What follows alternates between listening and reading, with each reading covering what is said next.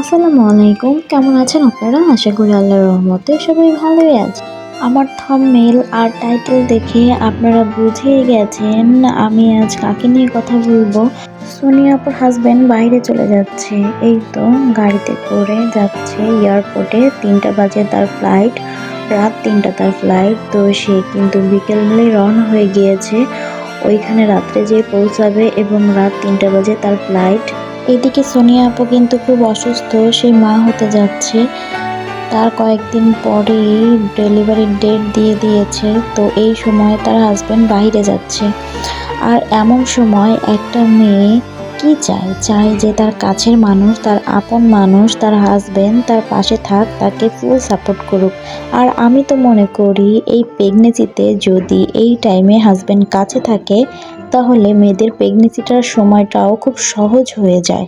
সোনিয়া আপু কিন্তু কান্না করতেছিল আর বলতেছিল যে তার হাজবেন্ড যদি তার পাশে থাকতো তাহলে সকল প্রয়োজনীয় অপ্রয়োজনীয় জিনিসগুলো তাকে দিয়ে আনাতে পারতো, তাকে বলতে পারতো, তার সাথে শেয়ার করতে পারতো। আর এই টাইমে একটা মেয়ের কিন্তু ফুল সাপোর্ট দরকার হয় ফ্যামিলির কাছ থেকে, কারণ এই টাইমে সে খুব অসুস্থ থাকে। আর যারা মেয়ে তারা খুব ভালোভাবেই জানে একটা মেয়েকে মা হওয়ার জন্য ঠিক কি বিসর্জন দিতে হয়। একটা মেয়ে তার সৌন্দর্য, তার ফিটনেস, তার সুন্দর মেঘ কালো চুল, তার ঘুম, কখনো কখনো তার পেট ভরে খাওয়াটাও হয় না।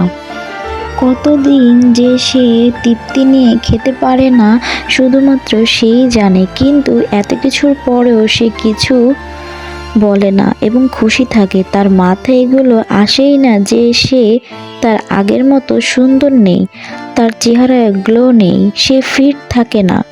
তার সব চিন্তা জুড়ে শুধু তার সন্তান, তার সংসার, তার হাজবেন্ড। সন্তান কি খাবে, কি নিবে, কি করবে, কখন ঘুমাবে, সব কিছু। তারপরও তার সংসারটাও তাকেই সামলাতে হয়।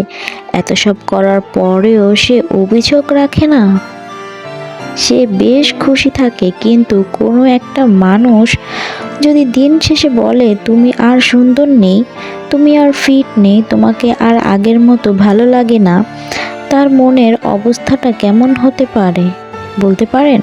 সে কি কখনো তার হাজবেন্ডকে বলেছে যে আপনাকে আমার ভালো লাগে না, আপনার বয়স 30 বছরেরও বেশি? নিজের দিকটা কি কখনো ভেবেছেন? একটা মেয়ে সংসারে 1 টাকা বাঁচানোর জন্য যেই মেয়ে একসময় 1000 টাকার ক্রিম ব্যবহার করতো সেটা 50-60 টাকায় নামিয়ে আনে। আর আপনার যে মেয়েকে দেখে সুন্দরী মনে হয়, গিয়ে দেখুন সে হয়তো এখন কোনো আহ্লাদের ঘরে দুলালি, না হলে কোনো বিজনেস ম্যাগনেট এর বউ। মধ্যবিত্ত ঘরের বউয়ের মতো তাকে হাজারটা কৈফিয়ত দিতে হয় না, তাকে অনেক কিছু বিসর্জন দিতে হয় না। বাবা হওয়ার স্বাদ বা বাবা ডাকটা শুনতে যে মানুষটা এত কষ্ট করে, দিন শেষে তাকে সাহস দিন, ভালোবাসার আদরে আগলে রাখুন। সে হয়তো এর থেকে বেশি কিছু চায় না। তার শরীরের যত্ন নিন, আপনি সুন্দর রাখার জন্য দায়িত্ব নিন। রাতে এসে খোঁজ নিন, দেখুন তার শরীর ঠিক আছে কিনা, একটু মাথায় হাত বুলিয়ে দিন, কি গল্প শুনিয়ে ঘুম পাড়ান। সকালে হয়তো খুব একটা দেরি হবে না আপনার অফিসে। মনে রাখবেন সংসারটা আপনারও। আসলে সংসারটা সুখী রাখতে গেলে দুইজনেরই ভূমিকা রাখতে হবে। যেমনটি রাখতে হবে ছেলে মেয়েদের উপর, তেমনি স্ত্রী এবং স্বামীর উপর। উভয়কে যত্ন নিতে হবে। আর এই প্রেগনেন্সিতে যদি হাজবেন্ড কাছে না থাকে তাহলে তো আপনার স্ত্রীকে আপনি শুধু সুখের সময় পাশে চাইলেন, কষ্টের সময় আর তাকে সময় দিলেন কোথায়? কষ্টের সময় এক অপরের পাশে থাকতে হবে, তাহলেই তো আমরা আপনজন। আর প্রেগনেন্সিতে একটা মেয়ে সবসময় আশা করবে তার হাজবেন্ড তার পাশে থাকুক, তার প্রয়োজনীয়গুলো ভালোভাবে দেখুক। হ্যাঁ, মেয়েদের কিন্তু প্রেগনেন্সিতে বাবার বাড়ি পাঠিয়ে দেওয়া হয়। কেন জানেন? কারণ একটা মেয়ের কাছে তার মার থেকে কেউ বেশি আপন হয় না। তার মা যেমন তাকে আগলে রাখতে পারে, তাকে কিন্তু কেউ তেমনভাবে আগলে রাখতে পারে না, তাকে সাপোর্ট দেয় না।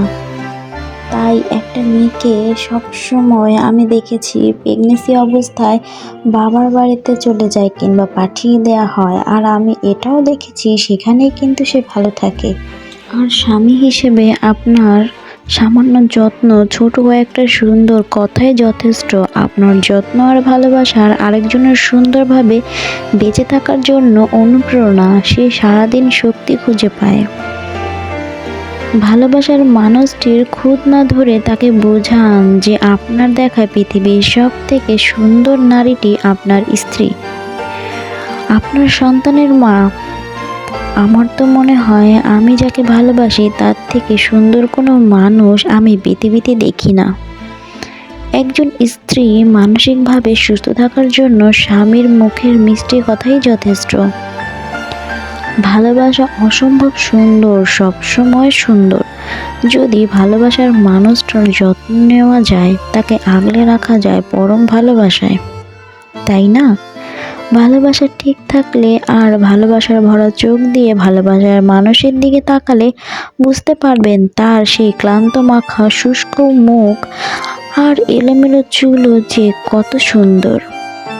তার দিকে একবার ভালোভাবে তাকিয়ে দেখেন তার জন্য আপনার একটুও মায়া লাগে কিনা, তাহলেই বুঝতে পারবেন। এই মানুষটা এভাবেই যুগের পর যুগ তার সাথে কাটিয়ে দিলেও আপনার কখনোই ক্লান্তি আসবে না তার উপর। আর একেই বলে ভালোবাসা। সব থেকে কঠিন সত্য কি জানেন? দুনিয়াতে সবচেয়ে কঠোর এবং শক্তিশালী শ্রমিক হচ্ছে ঘরের স্ত্রী, কিন্তু সেই ঘরের স্ত্রীকেই আপনারা দাম দেন না। স্ত্রী কখনো ক্লান্ত হয় না, তারা বিনা মজুরে কাজ করে যায় 24 ঘন্টা। পৃথিবীতে কোনো দিনমজুর বিনা পারিশ্রমিকে এত কাজ করে দিবে না যত কাজ আপনার স্ত্রী করে। তারপরও তারা হাঁপিয়ে যায় না, তারা কষ্ট পায় না। কষ্ট তখনই পায় যখন দিন শেষে তারা তার হাজবেন্ডের কাছে শুনে যে সে সারাদিন কি করেছে। তাই অবশ্যই স্ত্রীকে সময় দিন, স্ত্রীর সাথে দুর্ব্যবহার করা থেকে বিরত থাকুন এবং স্ত্রীর খারাপ সময়গুলোকে স্ত্রীকে আগলে রাখুন। আজকের মতো ভিডিওটি এখানেই শেষ করলাম। সবাই ভালো থাকবেন, সুস্থ থাকবেন। আল্লাহ হাফেজ।